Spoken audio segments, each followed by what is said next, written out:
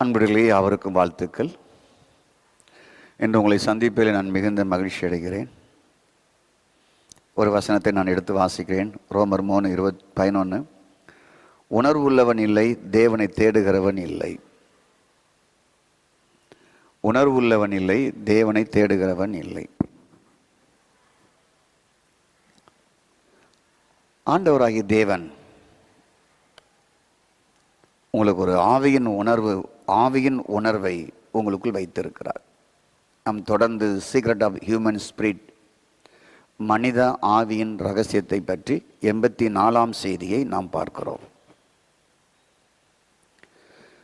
உங்களுக்குள்ள ஒரு ஆவியின் உணர்வு இருக்கிறதை நீங்கள் கண்டுபிடியுங்கள். ஆவியின் வழியாகத்தான், உங்களுக்குள்ள இருக்கிற ஆவியின் வழியாகத்தான் தேவனுடைய காரியங்களை நீங்கள் அறிய முடியும்.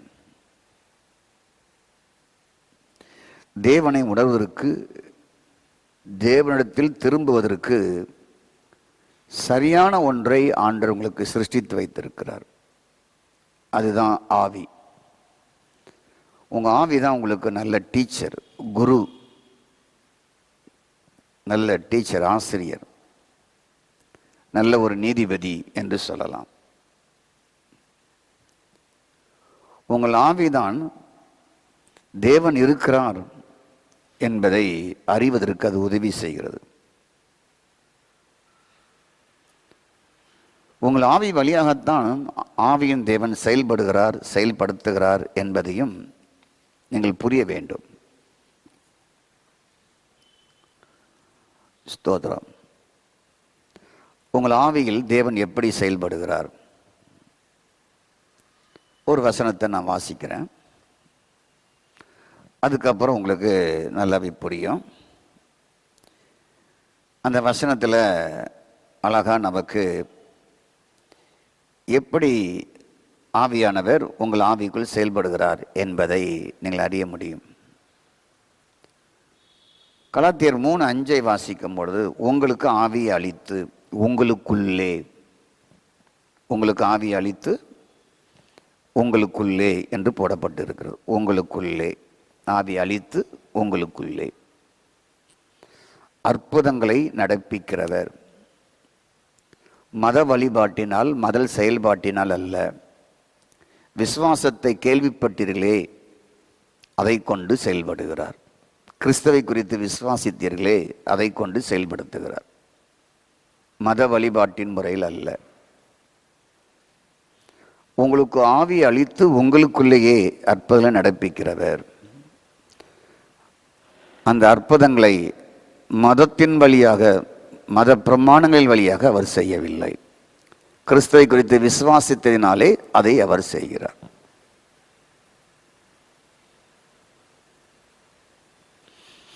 தேவன் உங்களுக்கு செய்கிற காரியத்தை எதன் வழியாக காண விரும்புகிறீர்கள் என்றால், மனம், அறிவு, புத்தி, சரீரம் வழியாக உங்களுக்கு செய்வதெல்லாவற்றையும் அதன் வழியாகத்தான் நீங்கள் காண விரும்புகிறீங்க. நீங்கள் ஒரு நோய்க்கு ஜெபம் பண்ணுறீங்க, அந்த நோய் சுகமாகிட்டுனா உங்கள் அறிவு, புத்தி, மனம் வழியாகத்தான் கர்த்தர் நல்லவர் என்று சொல்லுவீங்க. கர்த்தருக்கு ஸ்தோத்திரம். அப்போ தேவன் எந்த ஒரு காரியத்தை செய்தாலும் ரெக்கக்னேஷன் பண்ணுவது எதுனா உங்கள் மைண்டு தான். அப்படி பண்ணாட்டாலும் உங்கள் மனம்தான். நான் ஜெபம் பண்ணேன், பேய் போய்விட்டது. ஜெபம் பண்ணேன், சுகம் கிடைத்து விட்டது. நான் ஜெபம் பண்ணேன், கல்யாணம் நடந்தது. நான் ஜெபம் பண்ணேன், வேலை கிடைச்சது. நான் ஜெபம் பண்ணேன், அவங்க பாஸ் பண்ணாங்க. அப்போது ஜெபம் செய்தீர்கள், அங்கே நடந்த சில நன்மைகள் எப்படி அங்கீகரிக்கிறீர்கள் என்றால், மனம், அறிவு, புத்தி மூலமாக அங்கீகரிக்கிறீர்கள். அவருக்கு சுகம் கிடைச்சிட்டு, அவருக்கு வேலை கிடைச்சிட்டு, அவங்களுக்கு குழந்தை பிறந்துட்டு, அவங்களுக்கு கல்யாணம் ஆகிட்டு, அவங்க வீடு கட்டிட்டாங்க. இது ஏதாவது தப்பு ஆயிட்டுனா அல்லது செயல்படாமல் போய்விட்டால், அதே மனம், அதே அறிவு, அதே புத்தி தேவனை ஒரு குற்றவாளியாக சொல்ல ஆரம்பித்து விடுகிறது. அல்லது யாருக்கு நடக்கலையோ, நீங்கள் சரியில்லை, நீங்கள் மனம் திரும்பலை, நீங்கள் பாவத்தை விடலை, அதனால் கடவுள் ஜெபத்தை கேட்கலங்கிறது ஆகிவிடுகிறது.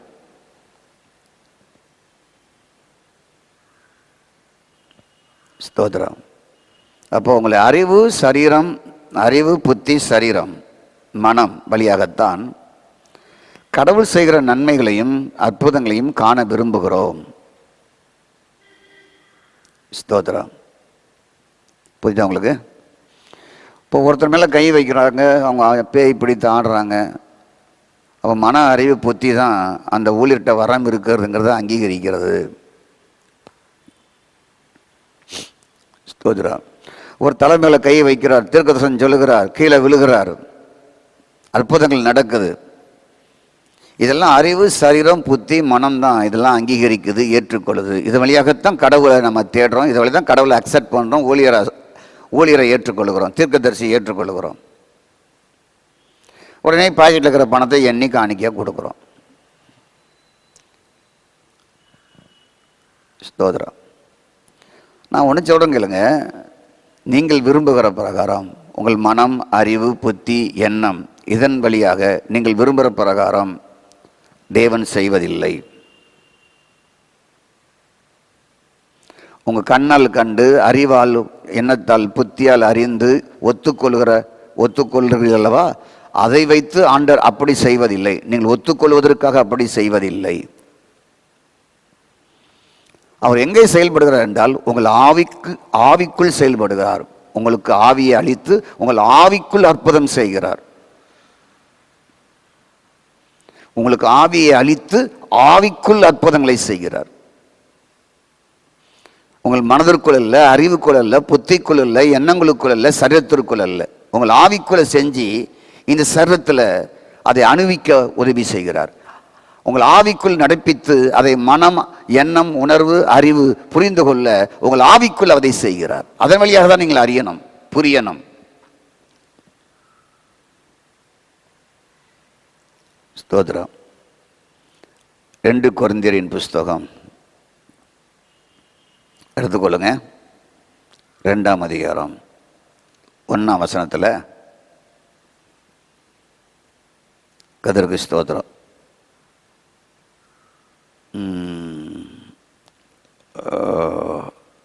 கொஞ்சம் இருங்க, வெயிட்டு. ஓ காட், தவறாக சொல்லிட்டேன்.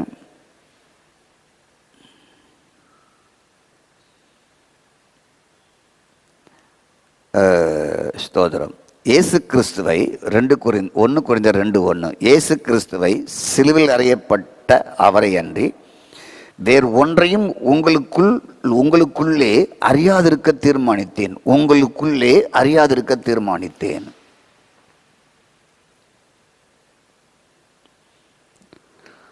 கிறிஸ்துவானவர், ஸ்தோத்திரம் உண்டாவதாக, இதனுடைய ஆவியானவர் எப்படி எங்கே இருந்து அவர் செயல்படுகிறார்? உங்களுக்குள்ளே, உங்கள் ஆவிக்குள்ளே இருந்து அவர் செயல்படுகிறார். ஸ்தோத்திரம். அப்போ ஆவியன் தேவன் எங்கிருந்து பேசுகிறார்? ஐம்புலன்கள் வழியாக அல்ல, உங்களுக்குள் இருந்து உங்கள் ஆவிக்குள் இருந்து செயல்படுகிறார். காரணம், உங்கள் ஆவி தேவன் செயல்படுவதற்காக படைக்கப்பட்டது. கர்த்தருக்கு ஸ்தோத்திரம். நல்ல கவனிங்க. கிறிஸ்துவின் ஆவியானவர் எங்கே பேசுகிறார்? உங்களுக்குள் எந்த இடத்தில் பேசுகிறார்? எப்படி பேசுகிறார் என்றால், நீங்கள் விரும்புகிற பிரகாரம் உங்கள் ஐம்புலன்கள் வழியாக, உணர்வு எண்ணம் மனம் தொடு உணர்ச்சி இதன் வழியாக அல்ல, உங்களுக்குள்ளே செயல்படுகிறார். உங்கள் ஆவிக்குள் இருந்து பேசுகிறார். உங்கள் ஆவிக்குள் இருந்து அற்புதம் செய்கிறார். உங்கள் ஆவி தேவன் செயலாற்றவே படைக்கப்பட்டது. உங்கள் ஆவி தேவன் அற்புதங்களை செய்யவே படைக்கப்பட்டது. அவர் அற்புதம் செய்கிற இடமே உங்கள் ஆவிக்குள் தான். அவர் பேசுகிற இடமே உங்கள் ஆவிக்குள் தான். அவர் செயலாற்றுகிற இடமே உங்கள் ஆவிக்குள் தான்.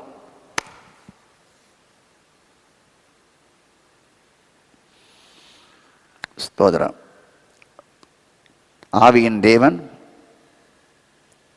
உங்கள் ஆவியில் இருந்துதான் வல்லமையாக அவர் கிரியை செய்கிறார். கிரியை செய்கிறார் என்றால் அவர் செயல்படுகிறார் என்பதை புரிந்து கொள்ளுங்கள். கிரியைனா வேலை, செயல், ஒரு செயல். கர்த்தருக்கு ஸ்தோத்திரம் உண்டாவதாக. நீங்கள் கொலைசர் 1:29 வாசிக்கும் பொழுது, நான் எனக்குள்ளே வல்லமையாய், எனக்கு உள்ளே, எனக்குள்ளேனா எங்க? என் ஆவிக்குள்ளே வல்லமையாய். கிரியை என்றால் என்ன? செயலை நடப்பிக்கிற, கிரியை நடப்பிக்கிற அவருடைய பலத்தின்படி போராடி பிரயாசப்படுகிறேன். எனக்குள்ளே வல்லமையாய், எனக்குள்ளே என் ஆவிக்குள்ளே வல்லமையாய் செயல்களை நடப்பிக்கிறார். அந்த செயலின்படி, அந்த பலத்தின்படி நான் பிரயாசப்படுகிறேன். அப்போ உங்கள் ஆவியில் இருந்துதான், உங்கள் ஆவிக்குள் இருந்துதான் வல்லமையாக அவர் செயல்படுகிறார். உங்கள் ஆவிக்குள் இருந்துதான் இந்த உலகத்திலே வல்லமையாக செயல்பட விரும்புகிறார். அப்ப இதை நீங்க பாருங்க, எனக்குள்ள இருந்து அவர் வல்லமையாய் செயல்பட விரும்புகிறார். நம்ம என்ன நினைக்கிறோம்? முழங்கால முடிக்கிட்டா, வானத்துக்கு நேரம் குதிச்சுட்டா வல்லமையாக செயல்பட்டுருவோம்.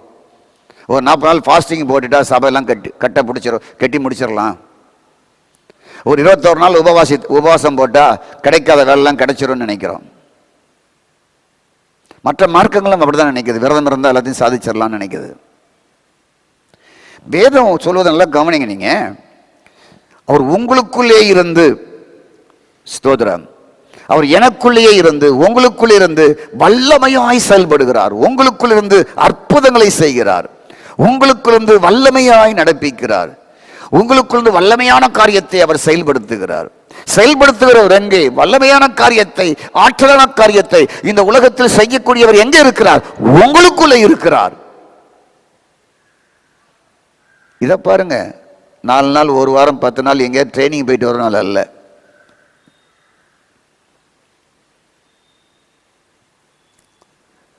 கர்த்தருக்கு ஸ்தோத்திரம். அப்போ உங்களுக்குள் இருந்துதான் வல்லமையாக செயல்படுகிறார். உங்களுக்குள் இருந்துதான் அற்புதம் செய்கிறார். உங்களுக்குள் இருந்துதான் பேசுகிறார். உங்களுக்குள் இருந்துதான் செயலாற்றுகிறார். உங்களுக்குள் இருந்துதான் வெளிப்பாட்டை கொடுக்கிறார். இன்னொரு வசனத்தை வாசிக்கிறோமா? அப்போ உங்க ஆவி எவ்வளவு விலையேற பெற்ற ஆவி! அதுதான் அதனுடைய ரகசியம், சீக்ரெட் என்று சொன்னேன். ஸ்தோத்திரம். ஒரு தேவ மனுஷன் சொல்லும் பொழுது கலாத்தியர் 1:16 தம்முடைய குமாரனை புறஜாதிகளிடத்தில் சுவிசேஷமாய் அறிவிக்கும் பொருட்டு அவரை எனக்குள் வெளிப்படுத்த சித்தமாயிருந்தார். வெளிப்பாடு எங்க? வெளிப்பாடு எங்க? யாருக்கிட்ட? வரம் பெற்றவங்கிட்டயா? அவங்க எங்க இருக்கிறாங்க? எனக்குள்ளே வெளிப்படுத்த சித்தமாயிருந்த பொழுது மாமிசத்தோட இரத்தத்தோட நான் யோசனை பண்ணவில்லை என்று பவுல் சொல்லுகிறார். அற்புதங்கள் எங்கே செய்கிறார்? கலாத்தியர் 3:5 எனக்குள்ளே வல்லமையா எங்கே செயலாற்றுகிறார்? கொலைசர் 1:29 அது எனக்குள்ளே. ஸ்தோத்திரம். வெளிப்பாடு எங்கே கிடைக்கிறது? எனக்குள்ளே. செயலாற்றுவது எங்கே? எனக்குள்ளே.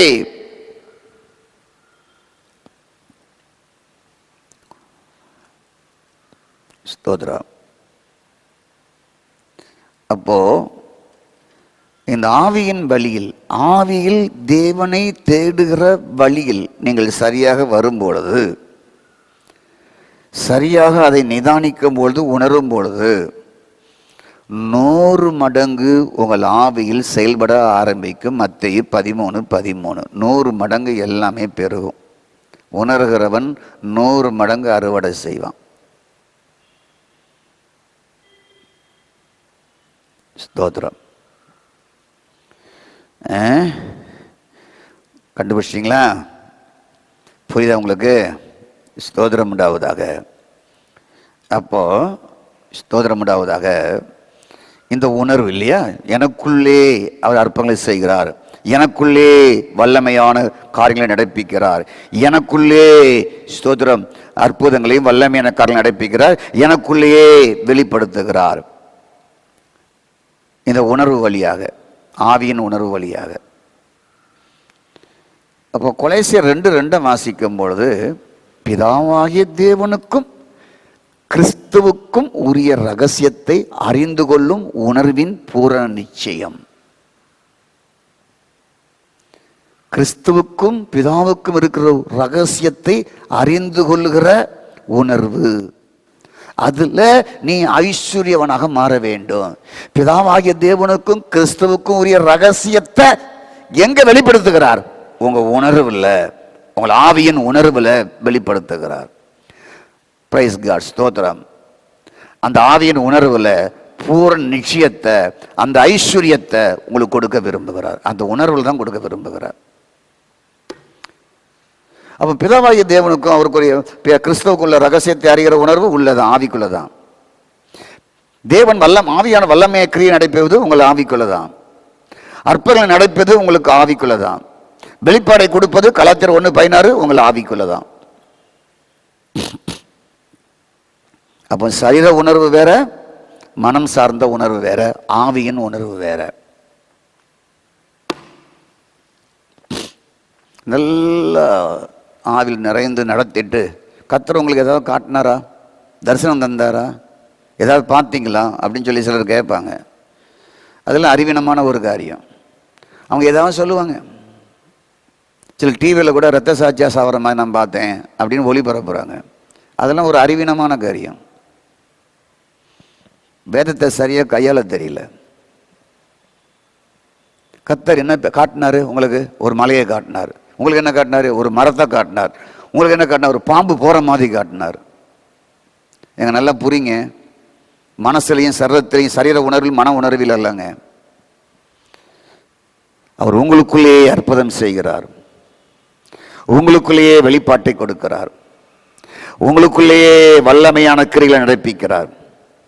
பிதாவாகிய தேவனுக்கும் கிறிஸ்துக்குரிய ரகசியத்தை உள்ளான உணர்வில் மூலமாய் பூர்ண நிச்சயத்தை, அந்த ஐஸ்வர்யத்தை உங்களுக்குள்ளேயே அந்த உணர்விலேயே கொடுக்கிறார். சரீர உணர்வு வேற, ஆத்மா உணர்வு வேற. அப்ப கொலேசியர் 2:2 சொல்லப்படுகிற உணர்வு அது ஆவியின் உணர்வு, ஆள் மனதின் உணர்வு. உங்கள் ஆவியில் உண்டாகிற உணர்வு மூலம் மட்டுமே மறைபொருளை, கிறிஸ்துவை குறித்த அறிகிற அறிவின் ஐஸ்வர்யத்தை, செல்வத்தை உங்களுக்கு உண்டாக்கி கொடுக்கிறது.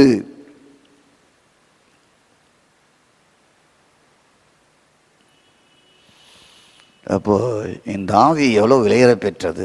இதில் தான் நீங்கள் ரகசியத்தை அறிய முடியும். உங்கள் ஆவிக்குள்ளே தான் வெளிப்பாட்டை பெற முடியும். உங்கள் ஆவிக்குள்ளே தான் ஜெபிக்கிறது இருக்கிறது. உங்கள் ஆவிக்குள்ளே தான் தேடுதல் இருக்கிறது. உங்களுடைய ஆள் மனதின் ஆவிக்குள்ளே தான் உணர்வடைவது இருக்கிறது. அதனுடைய ஐஸ்வர்யத்தை அறிவது இருக்கிறது. பிதாவாகிய தேவனுக்கும் கிறிஸ்துக்குரிய ரகசியங்களை கண்டுபிடிக்க, அறிய உங்களுக்கு உதவுகிறது. ஸ்தோத்திரம். அப்போ கிறிஸ்துவுடைய ரகசியமாகிய மறை பொருளை அறிவதை நீங்கள் காணலாம்.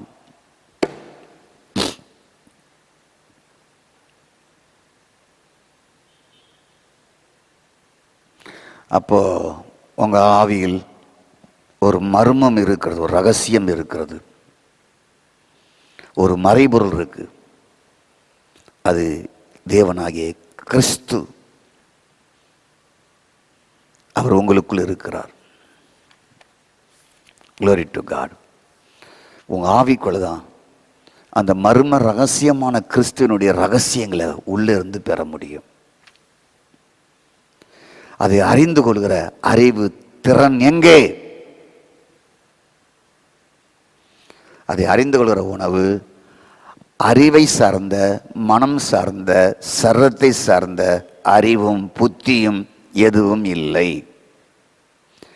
ஆவியில் உங்களுக்குள் உண்டாகிற உணர்வு தான், வேறு எதுவுமே கிடையாது. மனம், சரீரம், எண்ணம், உடல் சார்ந்த உணர்வு வழியாக அல்லவே அல்ல. ஆவியின் உணர்வின் வழியாகத்தான் மறைபொருளையும் ரகசியங்களையும் அற்புதங்களையும் வெளிப்பாடுகளையும் நீங்கள் பெற முடியும்.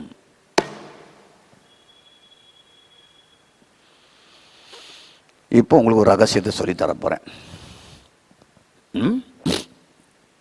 பார்க்கலாமா? இது மிக முக்கியமான வசனம். எல்லாம் தானியேல் ஜோமனர் வெளிப்பாடு கொடுத்தாரு, தானியேல் ஜோமனர் வெளிப்பாடு கொடுத்தாருப்பாங்க. தானியேல் ஜோமன் எப்படி கொடுத்தாருங்கிறத நான் உங்களுக்கு சொல்கிறேன், கவனம் பாருங்கள். தானியேல் தீர்க்கதரிசன புஸ்தகம் 5ஆம் அதிகாரம் 11ஆம் வசனம். நம்முடைய ராஜ்யத்திலே ஒரு புருஷன் இருக்கிறான், அவனுக்குள் இருக்கா? இது மட்டும் எல்லாருடைய கண்ணுக்கும் தெரியாது. மீதி அவர் போட்ட உபவாச ஜபம் எல்லாம் கண்ணுக்கு பளிச்சுன்னு தெரியும். அது எல்லாம் கண் அப்படியே உருட்டி பார்க்கும். மிக முக்கியமானதை கோட்டை விட்டுருவாங்க. எல்லாம் நுழையும், இது மட்டும் நுழையாது. ஒரு நாட்டு ராஜா சொல்றாரு, அந்த ஒரு நாட்டின் ராஜாவிடத்தில் தானியேலை பற்றி சொல்றாங்க. ஸ்தோத்திரம். உங்களுடைய ராஜ்யத்தில் ஒருத்தன் இருக்கிறான், ஒரு புருஷன் இருக்கிறான், அவனுக்குள் அவன் மனசுக்குள் இல்ல, அவனுக்குள் பரிசுத்த தேவனுடைய ஆவி இருக்கிறது. தாவீது கேட்டார்ல 51:11, நிலைவரமான ஆவி, பரிசுத்த ஆவி சிலருக்கு மட்டும் பழைய ஏற்பாட்டில் இருந்தது. எசேக்கியேல்ல புதிதான ஆவி அவன் உள்ளத்தில் வைப்பேன்னு சொன்னார் இல்லையா? அது அப்போஸ்தலர் 2ஆம் அதிகாரத்தில் தான் நிறைவேறுது. இன்னைக்கு எல்லாருக்குமே அந்த பரிசுத்த ஆவியானவர் உண்டு. பழைய ஏற்பாடு சிலருக்கு மட்டும்தான் அந்த அனுபவங்கள் உண்டு. உங்க ராஜ்யத்தில் ஒருவன் இருக்கிறான், அவனுக்குள் பரிசுத்த தேவனுடைய ஆவி இருக்கிறது. அவனுக்குத்தான் சொப்பனங்களை, அவனுக்குள் இருக்கிற ஆவியானவர், அவனுக்குள் இருக்கிற பரிசுத்த தேவனுடைய ஆவியானவர் சொப்பனங்களை வியாப்தி பண்ணுகிறதும், புதைப்பொருளை வெளிப்படுத்துகிறோம், கருகலானவர்களை வெளிப்படுத்துகிறதும், அறிவும் புத்தியும் விசேஷத்த ஆவி ஒன்றென்று காணப்பட்டது. அவன்தான் அந்த அர்த்தத்தை வெளிப்படுத்துவான். அவன்தான் மறைப்பொருளை வெளிப்படுத்த முடியும், சொப்பனங்களை வெளிப்படுத்த முடியும், வியாக்கியானம் பண்ண முடியும், கருகலானவைகளை தெளிவாக அவன் சொல்லிக் கொடுக்க முடியும். அவனுக்குள்ள ஒரு ஆவி இருக்கிறது, அது பரிசுத்த தேவனுடைய ஆவி. இருக்கீங்களா? பெல்சாஸ்தார் என்ற அரசன் காலத்தில் தான் அந்த தானியேல் இருக்கிறாரு. மனுஷரால் கையில் தோன்றிய ஒரு விரல்கள் அது தோன்றி ராஜ அரண்மனையில் சாந்து பூசப்பட்ட ஒரு சுவரில் எழுதுது விரல். ராஜா முகம் வேறுபட்டதுனடா, ஒரு விரல் பறந்து வந்து எழுதுதுன்னு சொல்லி ராஜா அந்த தரிசனம் கலங்க வைத்தது. முழங்கால் ஒன்றோடு ஒன்று மோதி கொண்டதான். உடனே ராஜா ஜோசியரையும் குறி சொல்லுகளையும் அழைத்து இந்த சுவரில் எழுதின வார்த்தையின் அர்த்தத்தை வெளிப்படுத்த கூறினார்கள். ஞானிகளால் ஜோசியரால் முடியல. இங்குதான் தானியேல் அறிமுகப்படுத்துகிறான், அவனுக்குள் பரிசுத்த தேவனுடைய ஆவி இருக்கிறது என்றார்கள். அவனுக்குள் அவன் ஒருவனே மறைபொருள் ரகசியங்களை அறிகிற வெளிப்படுத்துகிற ஆவியானவர் தானியேலுக்குள் இருந்தார் என்று வெளிப்படுத்துகிறார். தானியேலுக்குள் தான் அபரமான அறிவு, ஆழங்களை புரிந்து கொள்ளுதல், தெய்வீக ஞானம், கனவுகளை விடுவிப்பது, விடுகதையை விடுவிப்பது, சிக்கலை தீர்ப்பது, தேவையான விசேஷ திறமை, அறிவு, ஆழமான புரிந்து கொள்ளுதல் இருந்தது பழைய ஏற்பாட்டில். காரணம் தானியேலுக்குள் இருந்த ஆவி.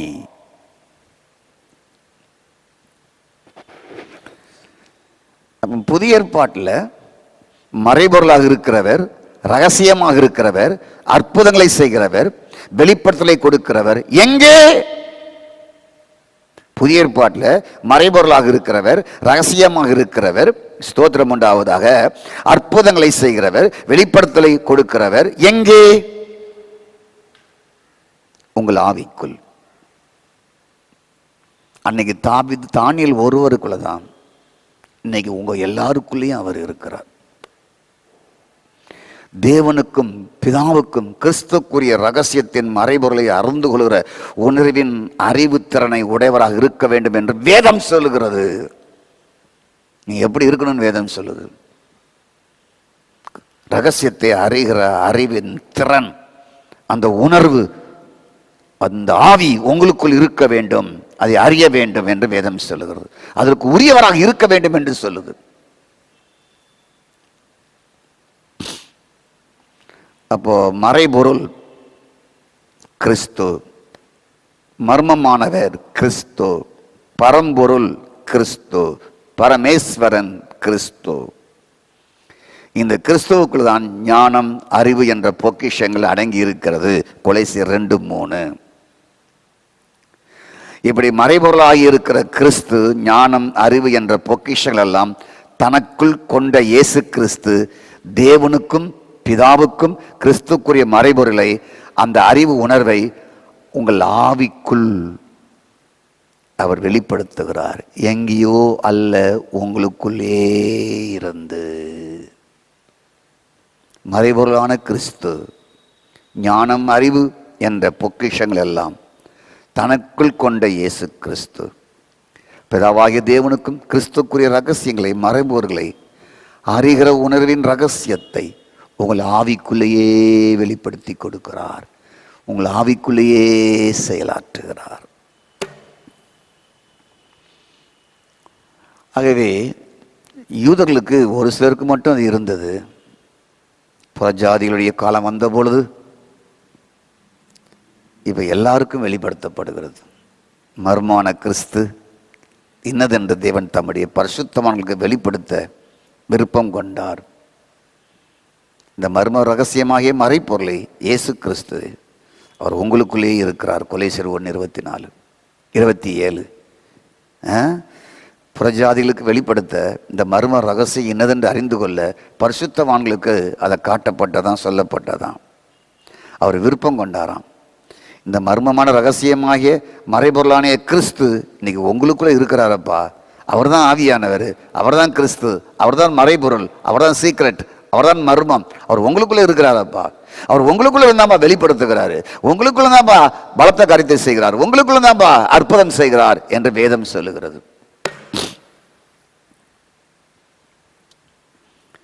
தானியேலுக்குள் இருந்து அன்னைக்கு வெளிப்பாட்டை கொடுத்தார். இன்று உங்கள் ஆவிக்குள் ஆவியாக இருக்கிறார். அப்போ இந்த தேசத்துக்கு நீங்கள் எவ்வளோ ஆசீர்வாதமாக இருக்கலாம். உங்கள் ஊருக்கு, உங்கள் பட்டணத்திற்கு, உங்கள் நகரத்திற்கு. ஓ ரக்கா மாக்காலா ரஷந்தாலா ராபா. ஆமேன், ஆமேன், ஆமேன். Praise God. அன்னைக்கு தானியேலுக்குள் ஒருவருக்கும் மட்டும்தான் இந்த ஆவி உள்ள இருந்தது. இன்னைக்கு உங்கள் ஒவ்வொருவருக்கும் இருக்கிறாரே. அப்படி உங்களுக்குள் இருக்கிற இந்த விலையேற பெற்ற மர்மமான ஆவியானவர் வெளிப்படுத்துகிறவர், செயலாற்றுகிறவர், அற்புதங்களை செய்கிறவர், மகிமையின் ரகசியத்தை வெளிப்படுத்தி கொடுக்கிறவர் உங்களுக்குள் இருந்து உங்களுடைய ஆவியில் கலந்து இணைந்து எவ்வளவு வெளிப்பாட்டை தேசத்திற்கு கொடுக்க முடியும் உங்க ஒவ்வொருவருக்குள்ளே இருந்து.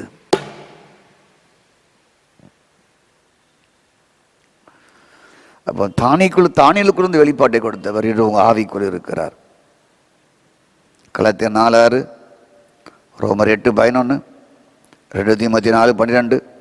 கிறிஸ்து உங்கள் ஆவியில் கலந்து இணைந்து இருக்கிறார். கிறிஸ்துவை உடையவன், கிறிஸ்துவின் ஆவி உடையவன் அவருடையவனாக இருக்கிறார். கலாத்தியர் 8:11. ஸ்தோத்திரம். இன்று நீங்கள் உங்கள் ஆவியோடு ஒரே ஆவியாக கிறிஸ்துவோடு இணைக்கப்பட்டு இருக்கிறீர்கள். 1 கொரிந்தியர் 6:17.